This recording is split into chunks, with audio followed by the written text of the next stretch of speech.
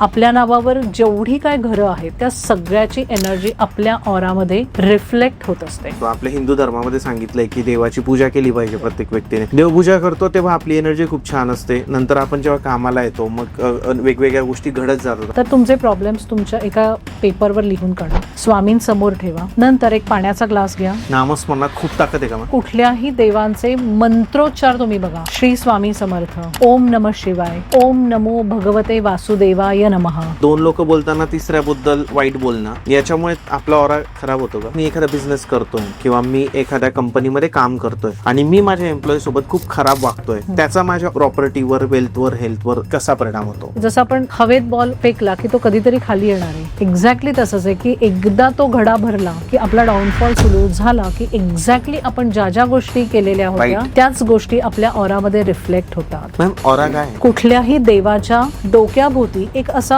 Yellow light आपल्याला दिसतो, वलय दिसतं, तर हाच ऑरा असतो. मग ते पंतप्रधान मोदी असू द्या, आमच्या जळगावचे एखादे नगरसेवक असू द्या, तर त्या लोकांचा ऑरा हा इतका चांगला आहे म्हणूनच लोक त्यांच्याकडे अट्रॅक्ट होतात का? आयुष्य जे आहे ते कशाने इम्पॅक्ट होतं तर 33% हे आपल्या पत्रिकेतले ग्रह असतात, 33% आपलं कार्मिक असतं, 1% हा आपला नशिबाचा असतो आणि उरलेले 33% हे आपली वास्तू एनर्जी असते. तुम्ही माझा ऑरा ओळखू शकतात का? प्लीज चेक करून सांगा चेतनजी यांचा ऑरा कसा आहे. लग्न झाल्यानंतर काही वर्षानंतर त्या नवऱ्याचं किंवा त्या बायकोचं एक्स्ट्रा मॅरिटल अफेअर होतं. ती जी चूक आहे त्यांच्या फॅमिलीसाठी, त्यांच्या पैशासाठी, त्यांच्या वेल्थसाठी, प्रॉपर्टीसाठी किती हानिकारक आहे. शनी हा न्यायाचा देवता आहे. तो काय करतो तर तो तुमच्या कर्मांचं सगळी लिस्ट आपण म्हणूया की नोट करत असतो. तंबाखू झाली, सिगरेट झाली, दारू झाली, हे व्यसन त्याचे ऑरा खराब झाल्यामुळे होतात की व्यसन केल्यामुळे त्याचा ऑरा खराब होतो. वास्तूमध्ये सुद्धा अशा काही दिशा आहेत की जिथे जर मेजर वास्तुदोष असेल अशा गोष्टी सांगा ना, तो वास्तुदोष कोणता? सगळ्यात महत्वाचं तुमच्या कुलदेवाला किंवा कुलदैवताला शरण जाणं ही खूप छान गोष्ट आहे की ज्याच्यामुळे आपल्या आयुष्यात चालू असलेले प्रॉब्लेम्स किंवा आपला जो ऑरा वीक झालेला आहे हे सगळं प्रोटेक्शन मिळायला मदत होते.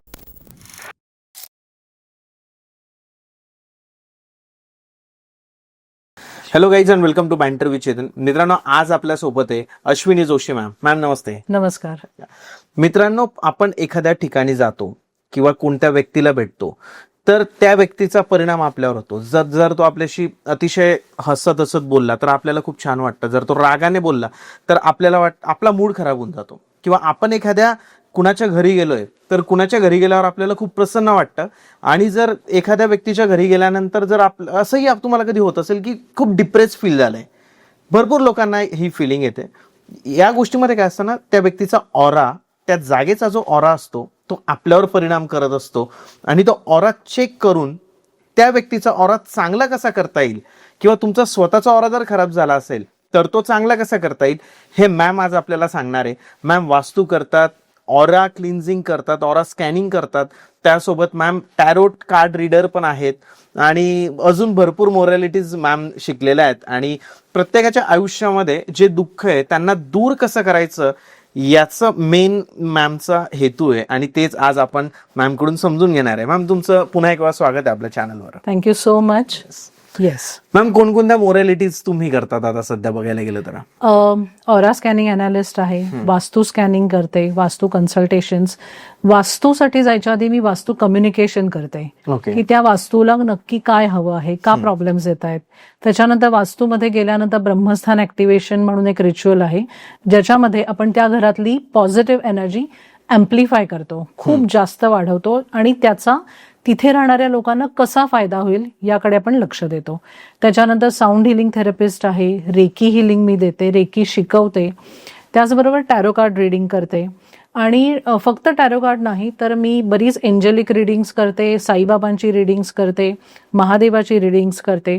सो हे जसं जसं त्यावेळी ती एनर्जी जशी ऍक्टिव्हेट होते त्याप्रमाणे ह्या सगळ्या रिडिंग्स मी देते. त्याचबरोबर मी ऑरा स्कॅनिंग शिकवते सुद्धा.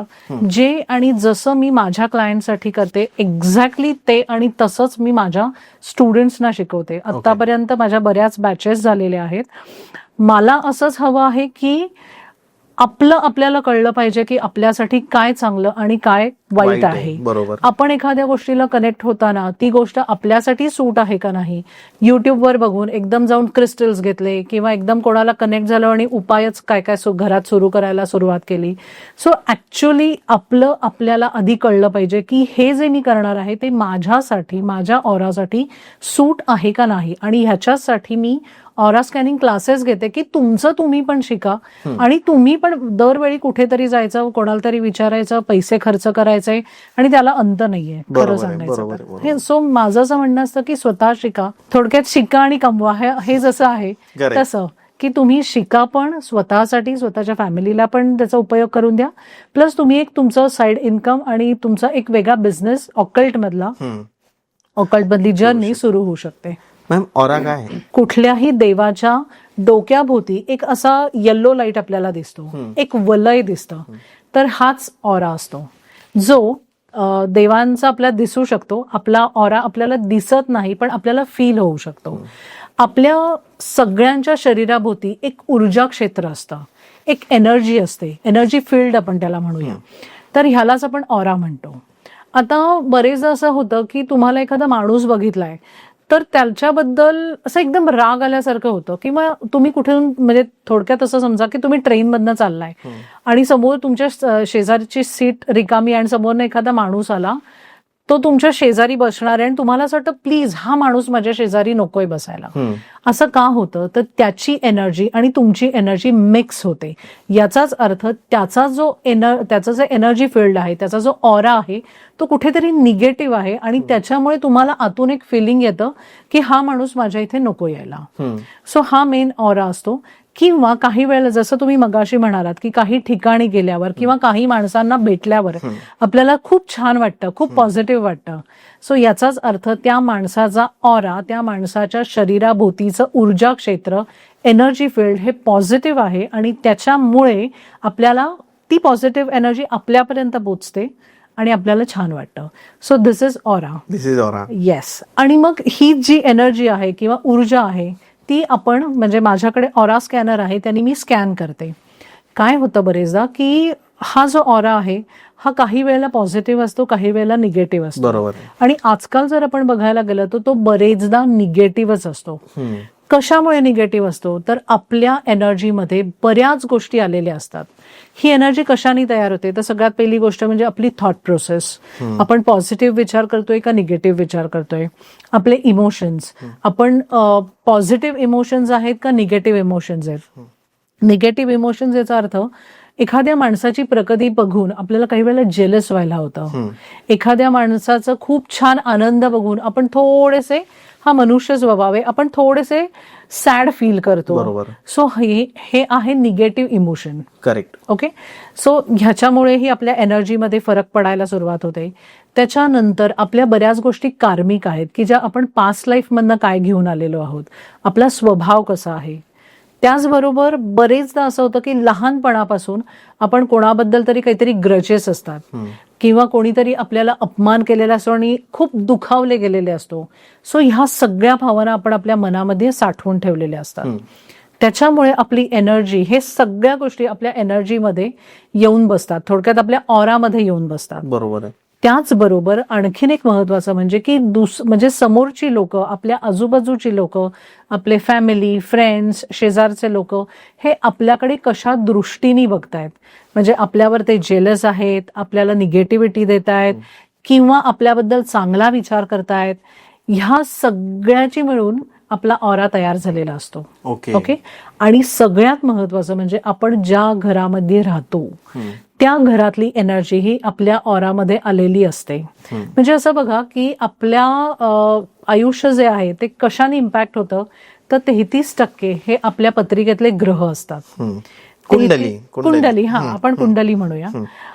33% आपलं कार्मिक असतं की आपण जे आता खूप चांगले किंवा वाईट जे काही कर्मास करतोय किंवा आपण पास्ट लाईफ मधनं काय कर्मास घेऊन आले आहोत. 1% हा आपला नशिबाचा असतो आणि उरलेले 33% हे आपली वास्तू एनर्जी असते. ओके. आपण ज्या घरामध्ये राहतो, मग आपण स्वतःचं घर असू दे किंवा रेंटल असू दे, आपल्या नावावर जेवढी काय घरं आहेत त्या सगळ्याची एनर्जी आपल्या ऑरामध्ये रिफ्लेक्ट होत असते आणि ह्या सगळ्याचा परिणाम आपल्या ऑरावर होतो. आता हा ऑरा जर निगेटिव्ह असेल आणि तो जास्त काळ निगेटिव्ह राहिला तर आपल्या ऑरामध्ये किंवा आपल्या आयुष्यामध्ये ब्लॉकेजेस यायला सुरुवात होतात. ओके. मग ब्लॉकेजेस कसे? हेल्थ इश्यूज, फायनान्शियल इश्यूज, वेल्थमध्ये प्रॉब्लेम, करिअरमध्ये प्रॉब्लेम किंवा रिलेशनशिपमध्ये प्रॉब्लेम. बरोबर आहे. ह्या सगळ्यांनी आपलं आयुष्य ब्लॉक होऊन जातं आणि मग एका पॉइंटला असं होतं की पुढे मार्गच दिसत नाही. मग अशा वेळी आपण न्यूमरॉलॉजिस्ट किंवा माझ्याकडे ऑरा स्कॅनिंग अनालिस्ट किंवा आपण ऍस्ट्रॉलॉजर अशा लोकांकडे जायला सुरुवात करतो. बरोबर आहे. तो ऑरा कसा ओळखतात तुम्ही की म्हणजे या व्यक्तीचा ऑरा खराब आहे की चांगला आहे, ह्याकडे तर मी येईलच. पण आपण बघितलं मॅम की जे पॉलिटिशियन्स असतात, पॉलिटिशियन जेव्हा घरातून बाहेर निघतो surrounded by people always. Yes. प्रत्येक व्यक्ती म्हणजे ठीक आहे, सोशल मीडियावर त्यांना भरपूर लोक शिव्या देतात किंवा प्रत्येकाला मिळतात आजकाल शिव्या, बट एखादा जेव्हा पॉलिटिशियन असतो ना, जेव्हा तो बाहेर रस्त्याने चालतोय त्यावेळेस त्याच्या आजूबाजूला जो क्राऊड असतो तो फक्त त्या व्यक्तीचं नाव घेत असतो, त्याच्या नावाने घोषणा देत असतो, त्याची वरवर करत असतो आपण म्हणतो. मग ते पंतप्रधान मोदी असू द्या की आमच्या जळगावचे एखादे नगरसेवक असू द्या, जेव्हा त्यांना लोक भेटतात तर त्यांची वरवर करतात. तर त्या लोकांचा ऑरा हा इतका चांगला आहे म्हणूनच लोक त्यांच्याकडे अट्रॅक्ट होतात का? पॉलिटिशियनही पकडा तुम्ही आणि तुम्ही ऍक्टर्सही पकडा. येस. मी सांगू का की जेव्हा तुम्ही वरवरच्या पोझिशनला जायला लागता तर तेव्हा खूप जास्त तुमची स्वतःची जबाबदारी वाढते की आपला ऑरा स्ट्रॉंग ठेवायचा, आपला ऑरा पॉझिटिव्ह ठेवायचा. कारण मी जसं म्हटलं की आपल्या मनातले विचार, आपल्या भावना, आपली कृती, आपले कर्माज हे तर आहेत, पण लोकांकडून आपल्याला काय मिळतंय हे सगळ्यात महत्वाचं असतं. पण अशा वेळी आपला त्याच्यावर कंट्रोल पण नसतं. लोकांकडनं आपल्याला निगेटिव्ह पण मिळूच शकतं. सो अशा वेळी पॉलिटिशियन्स असू देत, ऍक्टर्स लोक असू देत किंवा जी तथाकथित आपण म्हणूया यशस्वी लोक आहेत, या सगळ्यांना आपला ऑरा स्ट्रॉंग ठेवण्याच्या दृष्टीने काही ना काहीतरी रिच्युअल्स ही करावीच लागतात. तुम्ही बरेचदा बघितलं असेल की म्हणजे ही जी यशस्वी लोक असतात ते काहीतरी स्पिरिच्युअल प्रॅक्टिस फॉलो करत असतात, ते कुठल्या तरी देवाला मानत असतात किंवा ते सिक्रेटिव्हली प्रत्येक गोष्ट प्रत्येक जण जगजाहीर नाही करत, पण त्यांच्या हातात सुद्धा काही वेळेला प्रोटेक्शनचे क्रिस्टल्स असतात. सो ह्या सगळ्या गोष्टी ह्या कॉन्शियसली हे लोक नक्कीच फॉलो करत असतात. बरोबर आहे. याचा परिणाम त्याच्यावर होत असतो त्यांच्यावर आणि मग ते होतं. आपण बघतो की इलेक्शनच्या वेळेस जेव्हा रिझल्ट असतो, मोदीजी पण हे करतात मेडिटेशनसाठी कुठेतरी गुहेमध्ये किंवा अशा ठिकाणी जातात किंवा भरपूर सारे एमपी जे असतात ते मंदिरात जाऊन गायांना चारा खाऊ घालतील किंवा अशा गोष्टी करत असतात. याच्याने त्यांचा ऑरा ते चांगला करतात. तुम्ही माझा ऑरा ओळखू शकतात का, चांगला आहे की वाईट आहे? नक्कीच नक्कीच. माझ्याकडे ऑरा स्कॅनर आहे, आपण लगेचच टेस्ट करूया की तुमचा ऑरा कसा आहे. येस. सो चेतनजी, माझ्या या ऑरा स्कॅनरचं नाव आहे स्वामी. ओके. जेव्हा मी त्यांना कुठलाही प्रश्न विचारते किंवा तर ते मला खूप छान रिस्पॉन्ड करतात. तर आपण आता बघूया की तुमचा ऑरा कसा आहे. ठीक आहे. येस. प्लीज चेक करून सांगा चेतनजी यांचा ऑरा कसा आहे. पॉझिटिव्ह असेल तर राईटला जा, नसेल तर लेफ्टला जा. उजवीकडे गेला, ऑरा पॉझिटिव्ह आहे. करेक्ट. चेतनजी यांचा ऑरा किती % पॉझिटिव्ह आहे? 100%. हो. मी मगाशी आल्याच म्हटलं आणि आत्ताही सांगते की तुमचा ऑरा दिसतोच आहे खूप पॉझिटिव्ह आहे. सो तुमचा ऑरा खूप छान आहे, एनर्जी खूप छान आहे आणि तुम्ही खूप लोकांशी बोलत असता, भेटत असता, तर तुमचा हा ऑरा जपणं हेही तितकंच महत्वाचं आहे. हे सुद्धा मी सांगणार आहे की आपला ऑरा कसा जपायचा हे सगळ्यात महत्वाचं असतं. कारण आपण खूप वेळा मेडिटेशन करतो, जप म्हणजे नामस्मरण करत असतो, त्याच्यानंतर पूजा अर्चा करतो, खूप स्पिरिच्युअल प्रॅक्टिसेस करतो, त्यांनी आपला ऑरा 100% पॉझिटिव्ह होतो. तो ऑरा आपला 100% पॉझिटिव्ह राहायला 3 तास, 4 तास, 5 तास राहतील. पण जसं आपण थोडक्यात जेवण जेवतो, त्याच्यानंतर आपण एखादी वेब सिरीज बघतो, आपण कोणाशी तरी फोनवर बोलतो, गॉसिप करतो, आपण एखादी निगेटिव्ह न्यूज ऐकतो, त्याच्याच बद्दल चर्चा करत राहतो. द मोमेंट तुम्ही या गोष्टी सुरू करता, तुमचा जो पॉझिटिव्ह झालेला ऑरा असतो तो येस, बरोबर बोलले तुम्ही, करेक्ट, हे 100% व्हायला लागतं. आणि म्हणून बरेचदा माझे क्लायंट्स मला बरेचदा असं सांगतात. तर मी तुम्हाला एक उदाहरण सांगते. माझ्याकडे क्लायंट ऑरा स्कॅनिंगसाठी आले होते, पुण्याच्या बाहेरचे होते. ओके. त्यांच्या बऱ्याच मोठ्या फॅक्टरीज होत्या, बऱ्याच फॅक्टरीज म्हणजे लिटरली 20 वर्षापासून त्याच्यात होते ते. आणि 100 गायी त्यांच्याकडे. त्याच्यानंतर त्यांच्याकडे पूजा अर्चा दरवर्षी भरपूर, म्हणजे ते काशीहून ब्राह्मण बोलवायचे सगळ्या पूजा आणि वेगवेगळे आपण म्हणूया की सगळे रिच्युअल्स, उदक शांत, अग्निहोत्र, जे काय आहे ते सगळं करायला. जेव्हा ते माझ्याकडे आले ऑरा स्कॅनिंगसाठी, तर त्यांचा ऑरा पॉझिटिव्ह होता, पण 100% पॉझिटिव्ह नव्हता. ओके. त्याच्यानंतर आपण असं चेक करतो की त्या माणसाची डिव्हाइन एनर्जी, ऑरामधली डिव्हाइन एनर्जी कशी आहे. डिव्हाइन एनर्जी म्हणजे काय, तर त्याचं ब्रह्मांडाशी कनेक्शन, त्याची ईश्वरीय ऊर्जा कशी आहे, ती निगेटिव्ह होती. त्याच्या घरातली आपण वैश्विक ऊर्जा आपण चेक करतो, ती निगेटिव्ह होती. ज्या माणसाचं एवढं सगळं चालू आहे त्याचं हे निगेटिव्ह कसं, एक्झॅक्टली. ते पण मला म्हणाले की मॅडम अहो, मी एवढ्या गोष्टी करतो, तुम्हाला कळणार म्हणजे लक्षात पण नाही येणार एवढं करतो, पण तरी हे कसं काय. त्यांच्या समोर मी 2-3 वेळा त्यांना स्कॅनरनी स्कॅनिंग करून दाखवलं आणि दरवेळी उत्तर निगेटिव्ह निगेटिव्ह निगेटिव्ह. तुम्ही असं लक्षात घ्या की तुम्ही जे जपजाप्य करताय, नामस्मरण करताय, घरामध्ये खूप पूजा अर्चा करता आहात, हे सगळं तुम्ही करताय, त्यांनी तुमचा ऑरा तेवढ्यापुरता पॉझिटिव्ह झाला. पण द मोमेंट तुम्ही त्या फॅक्टरीमध्ये गेलात किंवा अजून काही लोकांना भेटायला गेलात, अजून तुमचं काय काय कोणाशी भेटणं, मीटिंग्स असतील, तिथे ऍक्च्युअली तुम्ही कुठली लँग्वेज वापरताय, तिथे तुम्ही हाताखालच्या लोकांशी कसे बोलता आहात, नंतर तुमच्या फॅक्टरीमधली एनर्जी कशी आहे, ती फॅक्टरी ज्या जमिनीवर आहे तिथली अर्थ एनर्जी कशी आहे, तुम्ही घरी येऊन काय टीव्हीवर बघत आहात, तुम्ही बोलताना कुठल्या शब्दांचा वापर करताय, ह्या सगळ्या गोष्टी खूप महत्वाच्या आहेत.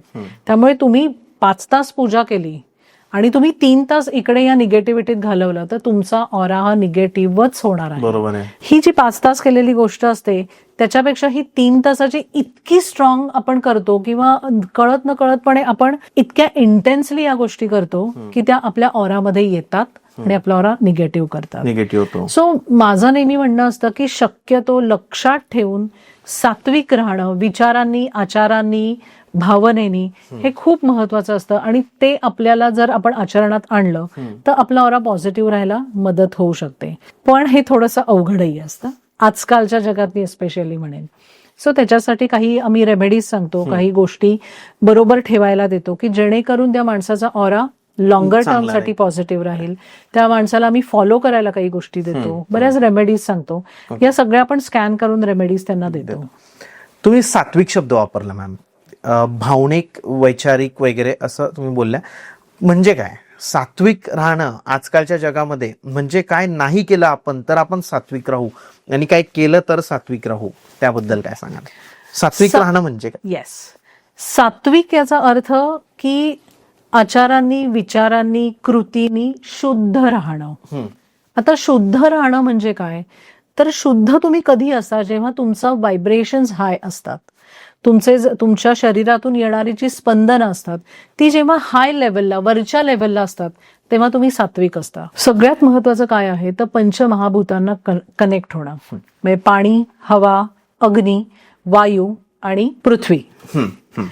आता ह्या पंचमहाभूतांना आपण लक्षात ठेवून कनेक्ट झालं पाहिजे आहे, की ज्याच्यामुळे नॅचरली आपल्यामधले व्हायब्रेशन्स वाढायला मदत होईल. ओके. त्याच्यानंतर दुसरी गोष्ट म्हणजे नामस्मरण. नामस्मरणात जी ताकद आहे ती दुसऱ्या कशातच नाही आहे. नामस्मरणात खूप ताकद आहे का मॅम? प्रचंड. आपल्याकडले कुठल्याही देवांचे मंत्रोच्चार तुम्ही बघा, श्री स्वामी समर्थ, ओम नमः शिवाय, ओम नमो भगवते वासुदेवाय नमः, हे जे सगळे आहेत ना, हे जे मंत्र आहेत ना, ते एकतर सिद्ध केलेले आहेत. त्यामुळे तो कुठलाही साध्यातला साधा सामान्य माणूस सुद्धा हे वापरू शकतो. हे जेवढं तुम्ही चॅन्ट कराल, बॅक ऑफ माइंड आपण म्हणूया, की तुम्ही बोलताय पण माझ्या आतमध्ये माझं जप चालू आहे, हे जेवढं तुम्ही करत राहाल राहू continue. तेवढे तुमचे व्हायब्रेशन्स हे वरच्या लेवलला जायला मदत लागतात किंवा मदत होते आणि ते वरच्या लेवललाच राहतात. हे जेव्हा म्हणजे जे मी सात्विकता म्हणते ती अशी, पण जेव्हा तुम्ही हाय व्हायब्रेशन लेवलला असता तेव्हा तुमच्या मनामध्ये वाईट विचार येत नाहीत, तुमच्या मनामध्ये शिव्या देण्याचं किंवा आपल्या मनाविरुद्ध साधी गोष्ट, आपण ट्रॅफिक मधनं जातोय आणि मध्ये कोणतरी आलं तर आपण चिडतो आणि काहीतरी अपशब्द बोलतो.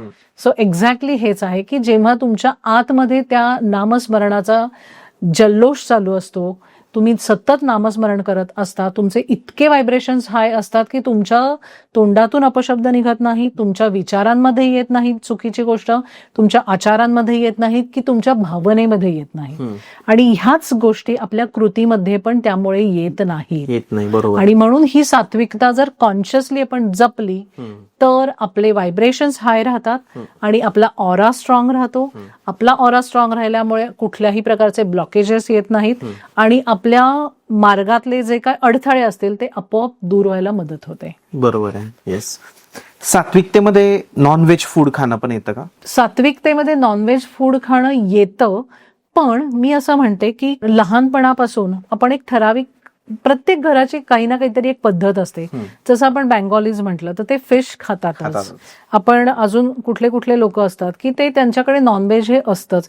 काही ठिकाणी नवरात्रामध्ये देवीला मटणाचा पण नैवेद्य दाखवला जातो. सो आपण हे जे फूड आहे हे किती प्रमाणात भक्षण करतो आहे, ओके, त्याच्यानंतर ते किती स्पायसी करून खातो आहे याच्यावर ते खूप महत्वाचं असतं.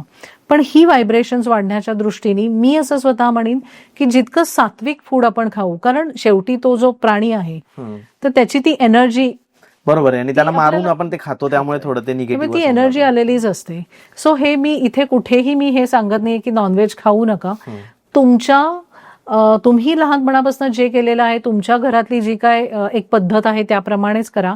माझं स्वतःचं वैयक्तिक असं मत आहे की तुम्हाला ठरवायचं आहे की तुम्हाला कुठे जायचं आहे. मग ती जर सात्विकता फॉलो करायची असेल तर तुम्ही हे टाळणं केव्हाही योग्य आहे. बरोबर आहे. कारण जेव्हा आपण कोकणात जातो, मी आता कालच आलो कोकणातून, मी पाहिलं की तिकडे फूड म्हणजे मासे. त्या लोकांना विदाऊट मासे नाही जमत. बंगाललाही गेलो होतो मागे, तिकडे फूड म्हणजे मासे आहेत. आपण कुणावर जबरदस्ती नाही करू शकत की तुम्ही हे खा किंवा नका खाऊ. बरोबर. बट जर ते अवॉइड करून जर तुम्हाला दुसरं फूड तुमच्या त्या हवामानाला, एम्बियन्सला, तुमच्या बॉडीला सूट होतंय तर तुम्ही करू शकता. अदरवाईज तुम्ही जे करताय ते करणं तुमच्यासाठी बेटर आहे. नाहीतर तुमचे शारीरिक प्रॉब्लेम वाढण्याची शक्यताही असू शकते काही काही केसमध्ये. किंवा मी असं सांगेन की काही वेळेला आपण जेव्हा हाय व्हायब्रेशनल गोष्टी करत असतो, आपण एनर्जी, जेव्हा मेडिटेशन मधनं एनर्जी मिळवतो किंवा आपण कुठलं नामस्मरण करतोय तेव्हा ती जी एनर्जी हाय लेवलला जाते, अशा वेळी आपल्याला कदाचित नॉनव्हेज फूडचा त्रास होऊ शकतो. बरोबर. आपल्या कारण कसं होतं की तुम्ही असं बघा ना की एखादी गोष्ट जेव्हा जास्त प्युरिटीकडे जायला लागते तेव्हा तिच्यामध्ये कुठलीही निगेटिव्ह गोष्ट आली तर ती कमी होऊ शकते, ती प्युरिटी लेवलला जाऊ शकते किंवा तो त्रास होईल. सो अशा ह्यानी माझं म्हणणं असतं की, पण मी नेहमीच म्हणते की हे ज्याचा त्याचा चॉईस आहे, त्याला ठरवायचं त्यांनी कुठे जायचंय. लग्न झाल्यानंतर काही वर्षानंतर त्या नवऱ्याचं किंवा त्या बायकोचं एक्स्ट्रा मॅरिटल अफेअर होतं. म्हणजे प्रत्येक ठिकाणी नाही होते, पण एक प्रमाणे काही पर्सेंटेज आहे जे काही वेबसाईट्सवर बघितले. आणि आपण काही काही एक्झाम्पल्स असेही बघतोय की टीव्हीवरही न्यूज येतात. ती जी चूक आहे त्या व्यक्तीची, ती लेडी करते किंवा तो पुरुष करतोय, ती स्त्री करते किंवा तो पुरुष करतोय, हे त्यांच्या ऑरासाठी, त्यांच्या फॅमिलीसाठी, त्यांच्या पैशासाठी, त्यांच्या वेल्थसाठी, प्रॉपर्टीसाठी किती हानिकारक आहे. खूप महत्वाचा प्रश्न विचारलाय. आता मी हे जे उत्तर देईन ते माझं वैयक्तिक मत आहे, ते प्रूव्हन आहे, पण परत मी सांगेन की हा ज्याचा त्याचा प्रश्न आहे. सगळ्यात महत्वाचं असं लक्षात घ्या की जेव्हा दोन एनर्जीज एकत्र येतात तेव्हा त्या फक्त शरीराने एकत्र आलेल्या नसतात, तर त्या सर्व लेवलला, मेंटल, इमोशनल, फिजिकल, कार्मिक, सगळ्या लेवलला एकत्र आलेल्या असतात. त्यामुळे त्या माणसाची कर्म ह्या माणसामध्ये येतात, ह्या माणसाची कर्म, कार्मिक पॅटर्न, ह्या माणसाचे भोग, हे सगळे त्या माणसात आलेले असतात. जेव्हा नवरा बायको असू दे नाहीतर एक्स्ट्रा मॅरिटल असू दे, ऑरा जितका खराब तितका तो दुसऱ्या पार्टनरवर रिफ्लेक्ट होतोच. आणि मग तो ऑरा ज्या ज्या लोकांमध्ये जाईल, किंवा असं बघा की एक्स्ट्रा मॅरिटल झालंय किंवा बायको बरोबर जे काय असेल, जितके मल्टिपल पार्टनर्स तुम्ही चेंज करत जाल, आपल्या ऑरामध्ये त्या सगळ्या निगेटिव्हिटीज येतात आणि त्या येतातच. एखाद्याच्या ऑरामध्ये डार्क एनर्जी असेल, स्पिरिट एनर्जी असेल, बॅड एनर्जी असेल, तर येस, ती एनर्जी आपल्या ऑराला अटॅच झाल्याशिवाय राहत नाही. भले ते टेम्पररी असेल, पण माझ्याकडे अशा बऱ्याच केसेस आहेत की ह्या गोष्टींमधनं ह्या एनर्जीज ट्रान्सफर झालेल्या. आणि त्यामुळे मी परत तेच म्हणेन की हा ज्याचा म्हणजे हा विश्वासाचा भाग आहे, हा ज्याचा त्याचा चॉईस आहे. पण मी असं नक्की म्हणेन की येस, दे डू ट्रान्सफर.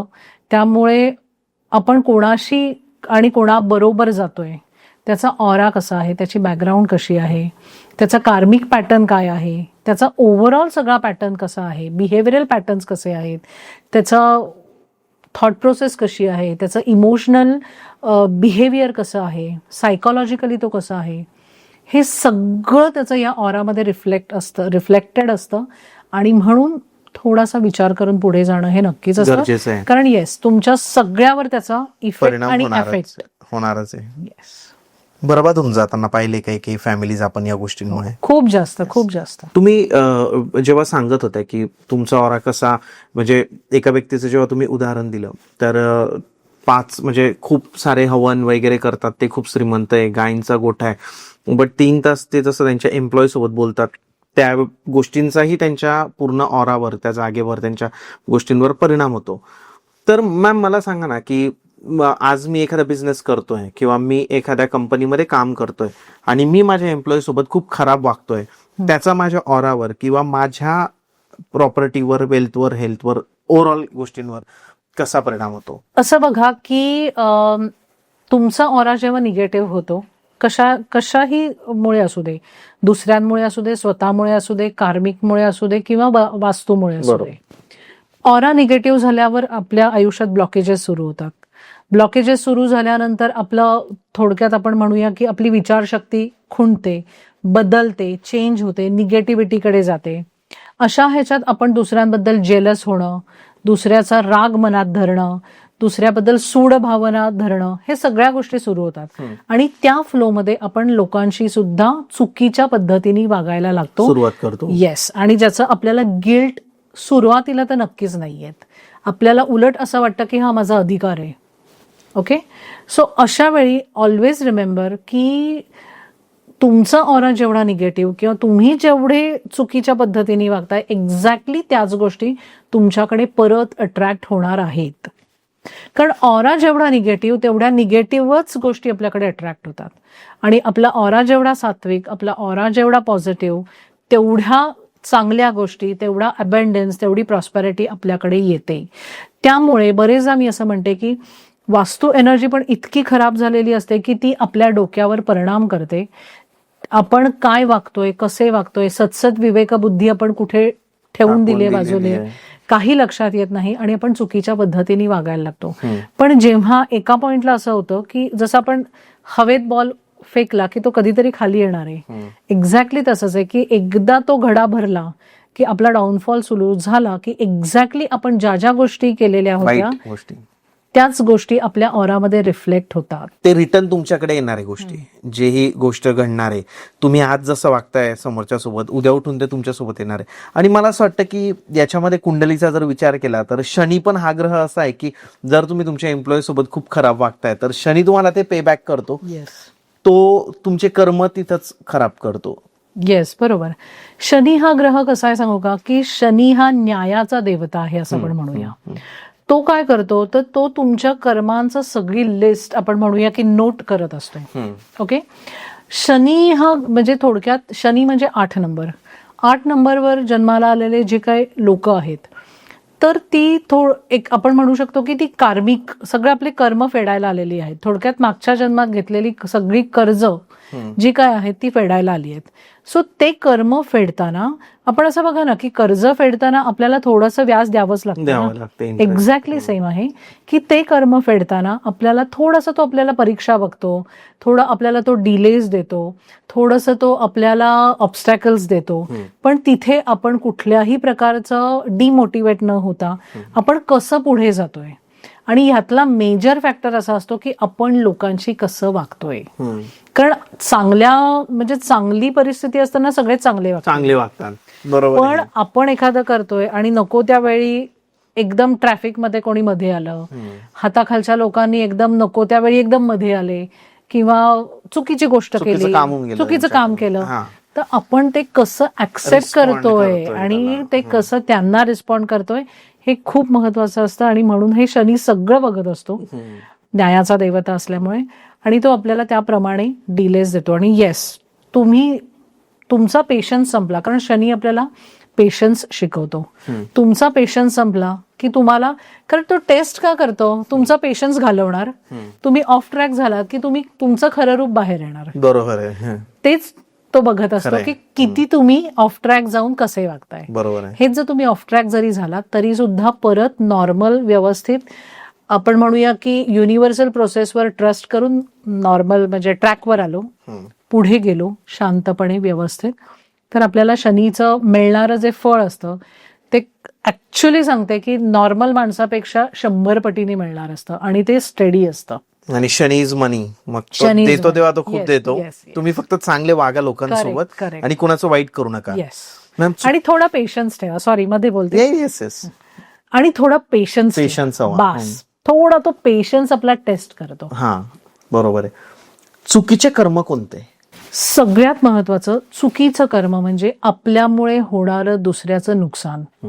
आणि ते नकळतपणे झालं तर आपण त्याला काहीच करू शकत नाही, कारण ती वेळ किंवा ते कर्माच असे असतात किंवा बांधलेले असतात की ते होतंय नकळतपणे.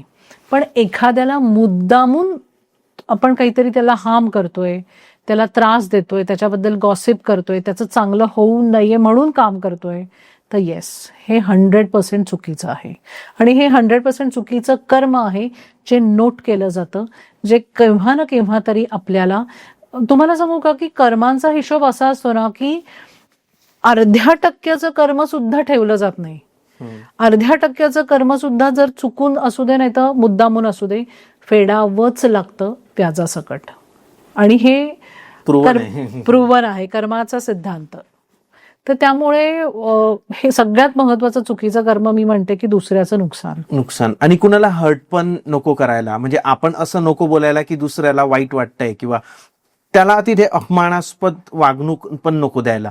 कारण असंही पाहिलं जातं की आजकाल खूप विचित्र पद्धतीने एकमेकांशी बोललं जातं आणि मग त्याच्यामुळे तो अपमान होतो, आणि अपमान झाल्यावर त्या व्यक्तीच्या आतमध्ये जे म्हणतो आपण तो व्यक्ती हर्ट होऊन जातो.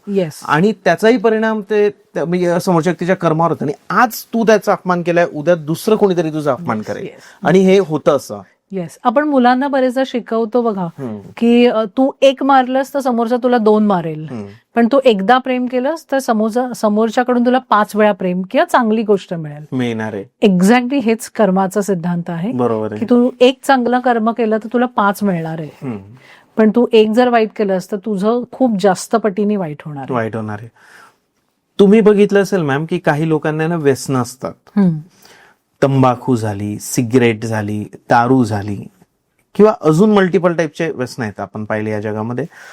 हे व्यसन त्याचे ऑरा खराब झाल्यामुळे होतात की व्यसन केल्यामुळे त्याचा ऑरा खराब होतो? मी सगळ्यात महत्वाचं म्हणेन की इट्स अ विशियस सायकल. ह्याच्यामुळे ते झालं आणि त्याच्यामुळे हे वाढत चाललंय. Got it? सो पहिला म्हणजे आपला ऑरा निगेटिव्ह झालेला असतो.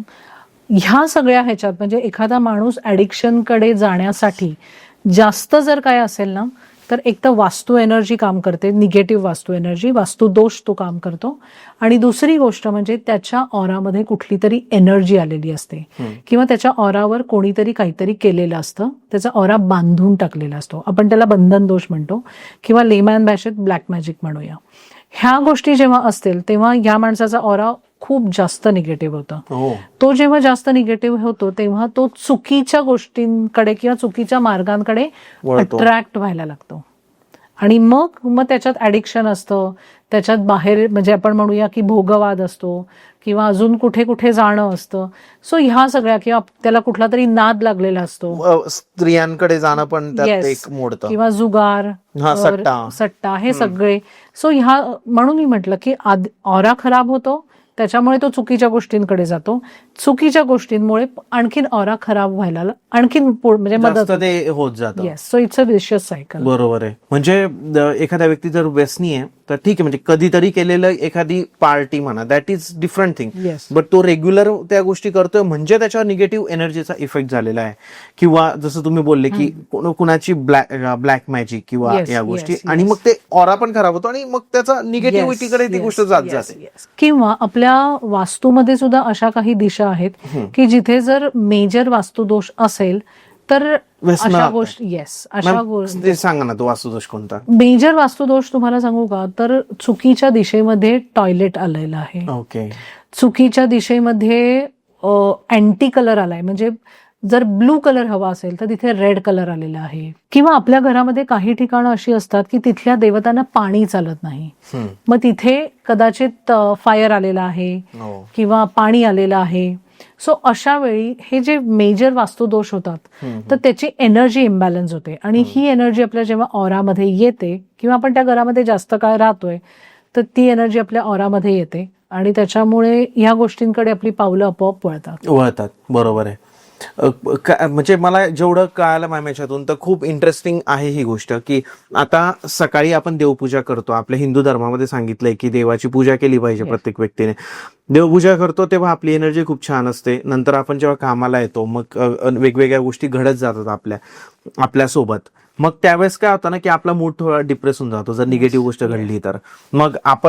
मग तिथं आपला ऑरा थोडासा डाऊन व्हायला सुरुवात होते. मग ती एनर्जी आपली जी आपण देवाचं केलेलं होतं ती कमी कमी होत जाते, आणि नंतर परत जर अजून काहीतरी एखादी निगेटिव्ह गोष्ट घडली तर मग ऑरा पूर्ण डाऊन होऊन जातो आपला. बट जर तुम्ही तेव्हापासून संध्याकाळपर्यंत नामस्मरण सुरू ठेवलंय तुमचं, तर तो इम्पॅक्ट तुमच्या लाईफमध्ये खूप भयानक देतो आणि चांगला इम्पॅक्ट होतो तुमच्या ऑरावर. चांगल्या गोष्टी व्हायला सुरुवात होते. इतकं महत्व आहे नामस्मरणाचं. कोणत्या देवतेचं नामस्मरण करावं? तुम्हाला एक गंमत सांगू का की ऑरा स्कॅनिंग मधून आपण प्रत्येक माणसाचं इष्ट कोण आहे, इष्ट देव आपण शोधून काढू शकतो. बरेचदा असं होतं की जेव्हा मी स्कॅनिंग करते तर मला स्कॅनिंग करताना म्हणजे असं झालं होतं एका क्लायंटच्या की खूप जास्त ते कर्जामध्ये अडकलेले होते. खूप मोठा बिझनेस होता पण कर्ज पण होती, आणि कर्ज असल्यामुळे बिझनेसमधनं बाहेरही पडता येत नव्हतं. बरोबर. तर अशा वेळी मी जेव्हा त्यांना स्कॅन करत होते, त्यांचं इष्ट शोधत होते, तर तेव्हा मला सारखं बगलामुखी चे येत होतं डोक्यात, किंवा मला ती प्रतिमा दिसायला लागली. आणि म्हणून मी त्यांना म्हटलं की तुम्ही पहिलं बगलामुखीचं काहीतरी सुरू करा, किंवा बगलामुखीची पूजा एक असते, मिरची हवन पूजा असते, तर असं काहीतरी सुरू करा. तेव्हा ते जे क्लायंट होते तर त्यांच्या आई आल्या होत्या बरोबर. तर त्यांनी आम्हाला सांगितलं की आमची पत्रिका बघून आम्हाला गुरुजींनी एका हेच सांगितलंय की तुम्ही बगलामुखीची आराधना सुरू करा, तुम्हाला ते जास्त फ्रुटफुल आहे आणि तुम्ही आत्ता ज्याच्यात अडकलाय ना त्यातनं बाहेर पडाल. सो मला स्कॅनिंग करताना त्यांचे इष्ट तर कळलेच, पण प्लस मला हेही लक्षात आलं की बगलामुखीचं त्यांनी करणं गरजेचं आहे. असंच अजून एका क्लायंटला त्यांचं कुलदैवत माहीत नव्हतं, तर ते आम्ही बघत असताना मला सारखी वणीची देवी दिसत होती, सप्तशृंगी माता. येस, सप्तशृंगी माता. तर त्यामुळे असं बरेचदा होतं की तुमचे इष्ट कोण आहेत त्याच्याप्रमाणे तुम्ही त्या देवाला आराधना करू शकता.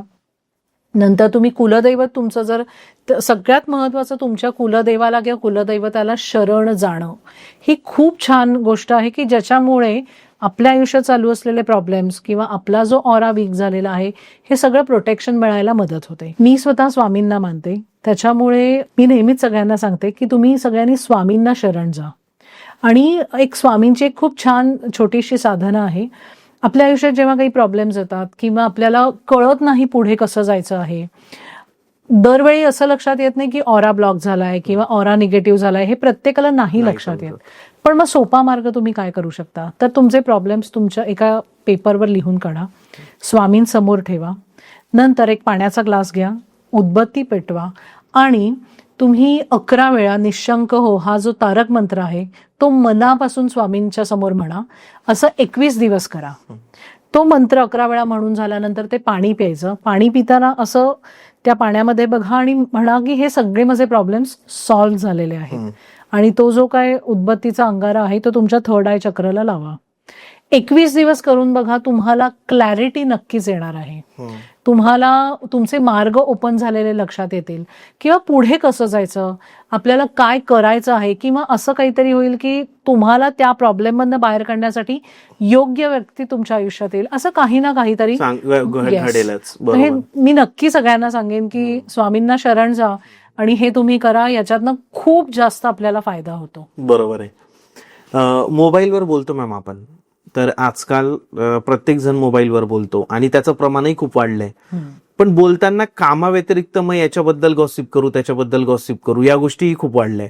म्हणजे डेटा असंही सांगतो थोडंफार की फोनमुळे डिवोर्सचं प्रमाण जास्त वाढलंय. तर हे जे गॉसिपिंग आहे की दोन लोक बोलताना तिसऱ्याबद्दल वाईट बोलणं, याच्यामुळे आपला ऑरा खराब होतो का? परत खूप छान प्रश्न आहे. येस, 100%. कारण असं बघा की तुम्ही एका ठराविक लेवलला तुमचा ऑरा नेलेला आहे, छान पॉझिटिव्ह ऑरा आहे, बरोबर. आता तुमच्यामधून पॉझिटिव्ह एनर्जी येते, पण तुम्ही जेव्हा मोबाईलवर बोलता तेव्हा एक लक्षात घ्या की मोबाईलमधनं सुद्धा इलेक्ट्रोमॅग्नेटिक वेव्हज येत असतात आणि आपल्या शरीरामध्ये सुद्धा इलेक्ट्रोमॅग्नेटिक एनर्जी आपल्या शरीरात असते. जेव्हा या दोन्ही एनर्जीज एकत्र येतात तेव्हाच थोडासा आपला ऑरा आपण म्हणूया निगेटिव्ह व्हायला सुरुवात झालेली असते. म्हणून तर काही वेळेला मोबाईल जास्त वापरल्याने त्याचे दुष्परिणाम आपल्यावर होत आहेत, हे आपण सध्या सगळे डॉक्टर सांगत आहेतच. अशा वेळी असं बघा की तुम्ही एखाद्या माणसाबद्दल निगेटिव्ह बोलताय, ती निगेटिव्ह एनर्जी आहे. ही एनर्जी तुम्ही त्या समोरच्या माणसाला सांगताय, त्यामुळे ती निगेटिव्ह एनर्जी त्याच्याकडे जाते. प्लस तुम्ही ज्याच्याबद्दल बोलताय त्याच्याकडेही ती निगेटिव्ह एनर्जी जाते.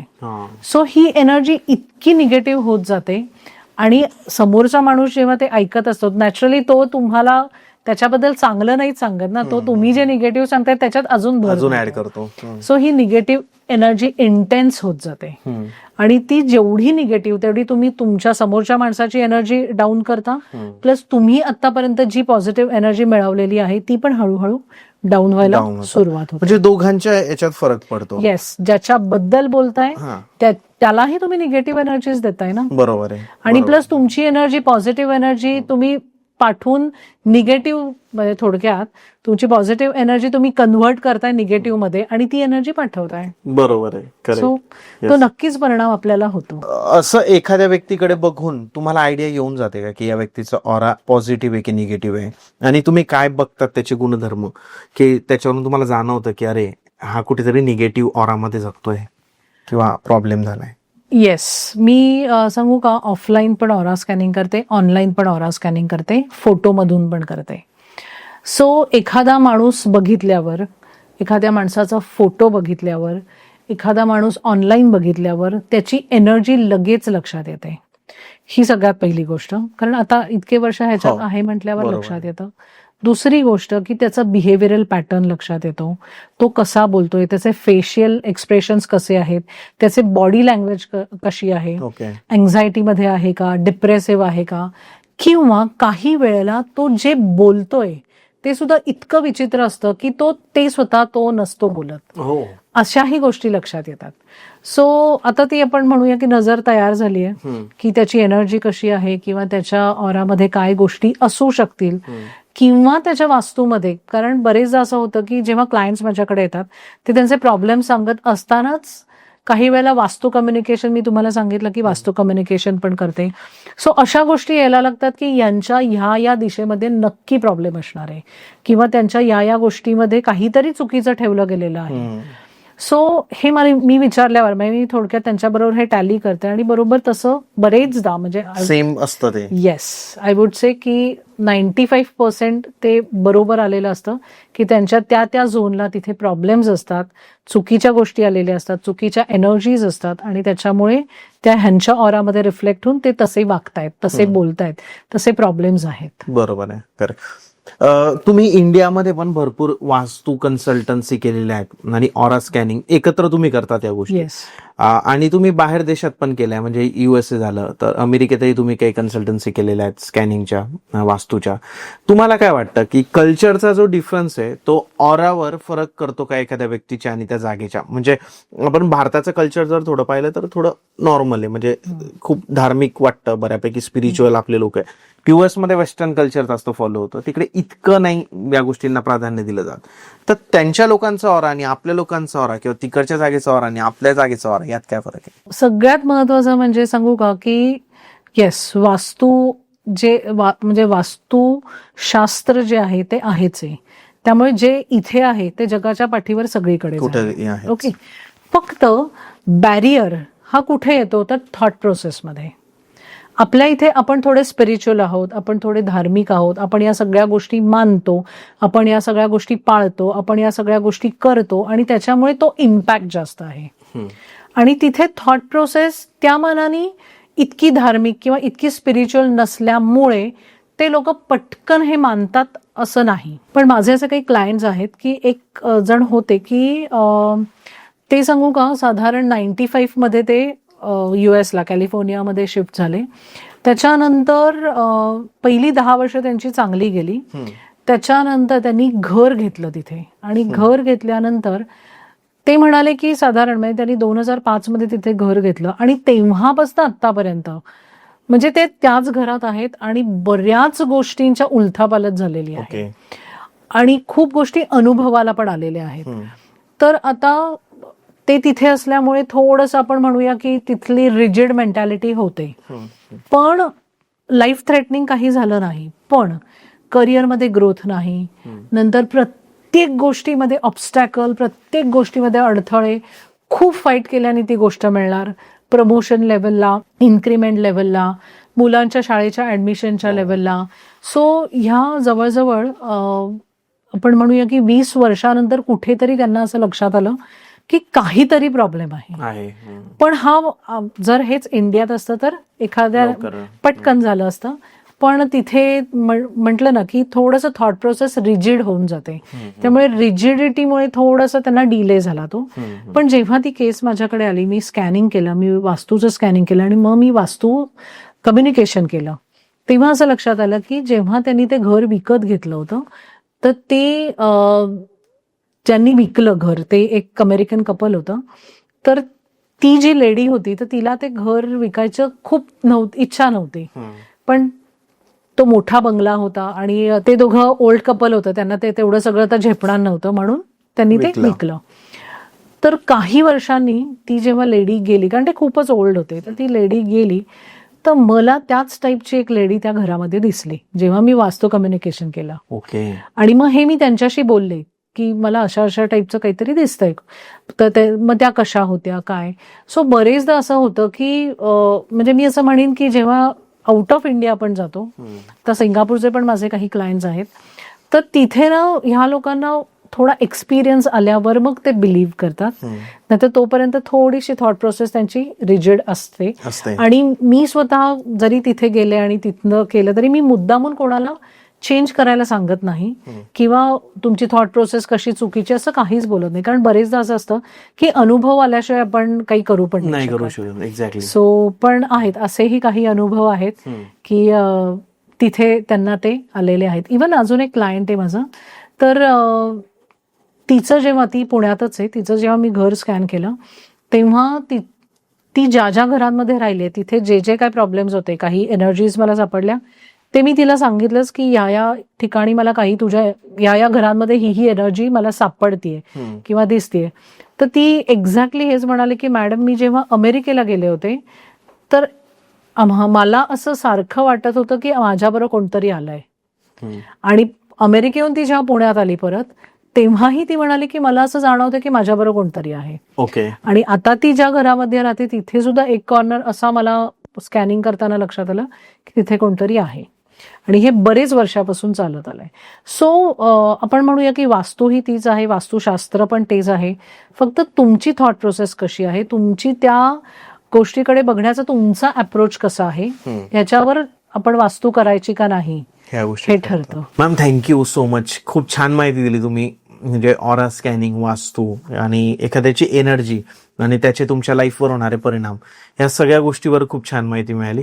आता काही लोक, तुम्ही आता US चालल्या, जसं आपलं झालं डिस्कशन, आणि तुम्ही इंडियातही असतात, USA जात असतात, तर कुणाला त्यांचा जी जागा आहे त्याचं स्कॅनिंग करायचं आहे, तिथला ऑरा चेक करायचा आहे, किंवा एखाद्या पर्टिक्युलर व्यक्तीचा ऑरा चेक करायचा आहे, तर तुम्ही इंडिया आणि US दोघी ठिकाणी करू शकतात. कसं? येस, मी US ला जात येत असते तर मी पर्सनली पण तिथे जाऊन करू शकते आणि मी ऑनलाईन सुद्धा करू शकते. माझे बरेचसे क्लायंट्स हे US, कॅनडा, सिंगापूर असे आहेत की ज्यांचं मी ऑनलाईन ऑरा स्कॅनिंग करते. त्यांचा फोटो मला लागतो, आम्ही सगळे डिटेल्स पाठवतो की कसं आपल्याला ऑरा स्कॅनिंग साठी पुढे जायचं आहे. ओके. तर त्यामुळे इथे बसून मी जगाच्या पाठीवर कोणाचाही ऑरा स्कॅन करू शकते, कोणाचाही घर स्कॅन करू शकते आणि कोणालाही ऑरा आणि वास्तू रिलेटेड गायडन्स देऊ शकते. आणि ते क्लीन होऊ शकतं. म्हणजे जो प्रॉब्लेम मध्ये तो व्यक्ती आहे, त्याला वाटतंय की ऑरा माझा खराब असल्यामुळे किंवा जागेचा खराब असल्यामुळे त्याच्या आयुष्यात ते प्रॉब्लेम येत आहे, तर ते तुम्ही दूर करू शकता. येस, 100%. काही लोकांना असं वाटत असेल की मला हे शिकायचं पण आहे, हां. की ऑरा स्कॅन कसा करायचा, किंवा त्यांना वाटत असेल की मला माझी एनर्जी चेक करायची आहे, मला माझा ऑरा स्कॅन करायचा आहे, किंवा मला माझ्या फॅमिलीतल्या लोकांचा ऑरा स्कॅन करायचा आहे, तर त्यासाठी ते टेक्निक शिकावं लागेल, तर तेही तुम्ही शिकवता? येस, 100%. मी तर म्हणतेच की प्रत्येक घरामध्ये एक तरी ऑरा स्कॅनिंग अनालिस्ट पाहिजेच. बरोबर. कारण दरवेळी आपण कोणाकडे तरी जाणार, आपण पैसे खर्च करणार आणि म्हणजे जास्त पैसे खर्च करणार आणि ऑरा स्कॅनिंग करून घेणार. त्यापेक्षा सुद्धा मी स्वतः म्हणते की एकाने जरी शिकलं तरी सुद्धा आपल्याला सफिशियंट आहे. तुम्ही तुमच्या फॅमिलीचं, तुमच्या फ्रेंड्समध्ये किंवा तुमच्या रिलेटिव्हमध्ये हे सगळं तुम्ही शिकून त्यांचं करू शकता. करेक्ट. आता ऑरा स्कॅनिंग मध्ये हा जो माझा क्लास असतो हा साधारण 12 दिवसाचा असतो. रोज संध्याकाळी 7:30 ते 9:30 असतो. आपला नेक्स्ट बॅच आता साधारण ऑगस्टमध्ये येणार आहे. ओके. त्याच्यानंतर त्याच्यामध्ये मी क्लायंटचं जे ऑरा स्कॅनिंग घेते एक्झॅक्टली मी तेच सगळं शिकवते. ऑरा स्कॅनिंग मध्ये आपण काय काय शिकतो, तर आपण त्याच्यात ऍस्ट्रॉलॉजी शिकतो, आपण त्याच्यात न्यूमरॉलॉजी शिकतो, त्याच्यानंतर वास्तूचे आपले 3 ते 4 दिवसाचे क्लास असतात. त्याच्यानंतर आपल्या ऑरामध्ये कुठली बॅड एनर्जी आली आहे, ब्लॅक एनर्जी आली आहे, म्हणजे ब्लॅक मॅजिकची एनर्जी आलेली आहे, बंधन दोष आलाय का हे शिकतो. करिअर रिलेटेड आपण शिकतो की तुमच्या ऑरासाठी बिझनेस सूट आहे, ट्रेडिंग सूट आहे का, नोकरी सूट आहे, कुठल्या टाईपची नोकरी, कुठल्या टाईपचा बिझनेस. त्याच्यानंतर तुमच्या ऑरामधली डिव्हाइन एनर्जी कशी आहे, घरातली कशी आहे, तुमची चक्र बॅलन्स इम्बॅलन्स कशी आहेत, तुम्हाला फ्युचरमध्ये होणारे आजार कुठले आहेत, हे सगळं आपण त्याच्यात शिकतो. त्याच्याचबरोबर आपल्या ऑरासाठी ना काही ठराविक कलर्स सूट असतात आणि काही कलर्स हे अजिबात फेवरेबल नसतात. बरोबर आहे. सो हे आपण स्कॅन करतो, ज्याच्यामध्ये तुम्हाला असं लक्षात येतं की म्हणजे मी लोकांना सांगते की जे अनफेवरेबल कलर्स आहेत, तर तुमचं महत्वाचं डील आहे, तुमचं महत्वाचा इंटरव्ह्यू वगैरे आहे, तर अशा दिवशी हे कपडे घालायचे नाहीत. ओके. इव्हन आपण त्याच्यात कुंडली दोष, पितृदोष, कालसर्पयोग दोष हे शिकतो. त्याचबरोबर सगळ्यात महत्वाचं म्हणजे की आजकाल एक ट्रेंड असा आलाय की एखादा क्रिस्टल आपल्याला दिसला, आपल्याकडे फायनान्शियल इम्प्रूव्हमेंट हवी आहे तर त्याचा क्रिस्टल दिसला लगेच तो घाला, किंवा आपल्याला प्रॉब्लेम्स आहेत क्रिस्टल दिसला तो लगेच घाला, किंवा छान दिसतो म्हणून घाला, किंवा स्टायलिश लुक येतो म्हणून घाला. तर ऍक्च्युली सांगायचं तर क्रिस्टल्स असे कधीच घालायचे नसतात. क्रिस्टल तुमचा ऑरा ब्लॉक करू शकतो. त्याच्यानंतर जेमस्टोन्स असतात, तर हे रत्न सुद्धा आपला ऑरा ब्लॉक करू शकतो. याच्या मागची एक थोडीशी छोटीशी थेअरी सांगते की बरेचदा असं होतं की आपल्याला प्रॉब्लेम आला की आपण ऍस्ट्रॉलॉजरकडे जातो. सो अशा वेळी तो आपल्याला आपली पत्रिका बघून किंवा आपल्या नंबर्स बघून आपल्याला एखादा खडा, रत्न किंवा एखादा क्रिस्टल सजेस्ट करतो, रुद्राक्ष सजेस्ट करतो, आणि मग आपण तो घेतो, तो घालतो, आपल्याला त्याचा फरकही पडतो, व्यवस्थित सगळं हे होतं. पण आपण काय करतो की तो प्रॉब्लेम झाल्यावर, म्हणजे प्रॉब्लेम मधनं बाहेर पडल्यावर किंवा प्रॉब्लेम सुटल्यावर तो क्रिस्टल, तो जेमस्टोन किंवा रुद्राक्ष काढून ठेवणं एक्सपेक्टेड असतं. पण आपण काय करतो की पत्रिकेतनं सांगितलंय त्यामुळे आपण आयुष्यभर तोच घालतो आणि मग तेच रत्न, तोच क्रिस्टल तुमचा ऑरा ब्लॉक करतो. माझ्याकडे असे बरेच क्लायंट्स आहेत की ज्यांचा बिझनेस ठप्प झालाय, पण कोणीतरी सांगितलं म्हणून डायमंड, शुक्राची अंगठी घातली आहे आणि तीच अंगठी त्यांचा ऑरा ब्लॉक करत होती, आणि ती जशी अंगठी काढली तसं त्यांना ओके झालं. येस. सो मला म्हणून मी नेहमी सांगते की ह्या सगळ्या गोष्टी आपल्याला काही महिन्यांनी चेक कराव्या लागतात. आणि म्हणून स्वतः ऑरा स्कॅनिंग जेव्हा आपण शिकतो तेव्हा, आणि मी काही युनिक पद्धती त्याच्यात शिकवते की ज्याच्यात तुमच्या मंत्र साधनेने तुम्ही डिव्हाइन कनेक्शन हे किती फास्ट एस्टॅब्लिश करू शकाल, तुमचे व्हायब्रेशन्स तुम्ही कसे फास्ट वाढवू शकाल. तुम्ही जे सात्विक म्हणालात, सात्विक असं, तर ती जी सात्विकता आहे ती आपल्यामध्ये आपण कशी आणू शकू. सो ह्याच्या काही मी आपण म्हणूया सिक्रेट मेथड्स आहेत. सो ह्या मी माझ्या क्लासमध्ये शिकवते, कारण मला खरंच इच्छा आहे की पुढे जाऊन कलियुगात सेल्फ सफिशियंट होणं आणि आपले व्हायब्रेशन्स वाढवणं आणि खूप जास्त आपला ऑरा पॉझिटिव्ह आणि स्ट्रॉंग ठेवणं याला खूप महत्व आहे. आणि म्हणून मी ऑरा स्कॅनिंग क्लासेस घेते. Ma'am thank you so much. खूप छान माहिती तुम्ही दिली. ज्याही लोकांना मॅम कडून वास्तू कन्सल्टेशन किंवा ऑरा स्कॅनिंग करायचे, ऑरा क्लिन्झिंग करायचे, किंवा त्यांना ऑरा स्कॅन कसं करतात हे शिकायचंय, नंबर डिस्प्लेला तुम्हाला दिसत असतील, डिस्क्रिप्शन मध्ये पण नंबर आपण दिलेला आहे मॅमचा. नंबरवर व्हॉट्सअप करू शकतात. एक नंबर जो असेल त्याच्यावर तुम्ही व्हॉट्सअप करू शकतात आणि एक नंबर असेल ज्यावर तुम्ही कॉलिंगही करू शकतात. ते तुम्हाला प्रॉपरली इथं दिसत असेल. मॅम तुमचं खरंच मनापासून धन्यवाद. Thank you so much.